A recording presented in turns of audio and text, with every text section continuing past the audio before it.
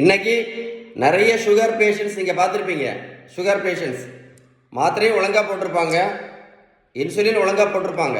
அப்படி இருந்த பிறகு கூட நீ நிறைய சுகர் பேஷண்ட் பார்த்தீங்கன்னா கிரியாட்டினின் பிரச்சனையில் கஷ்டப்படுறது நீங்கள பார்த்துருப்பீங்கன்னு நினைக்கிறேன். பார்த்துருக்கீங்களா?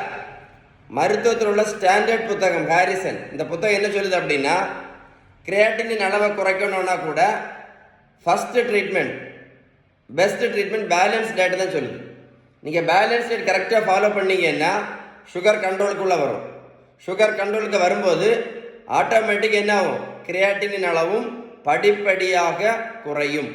ஸோ சுகருக்கு ஃபஸ்ட்டு ட்ரீட்மெண்ட் வந்து பேலன்ஸ் டயட், உடல் உழைப்பு, நல்ல தூக்கம். ஏன் அப்படின்னா நீங்கள் பேலன்ஸ் டயட் கரெக்டாக ஃபாலோ பண்ணீங்கன்னு வைங்களேன், இந்த இன்சுலின் ரெசிஸ்டன்ஸ் இருக்குது பார்த்தீங்களா, இது வந்து படிப்படியாக சூப்பராக குறையும்.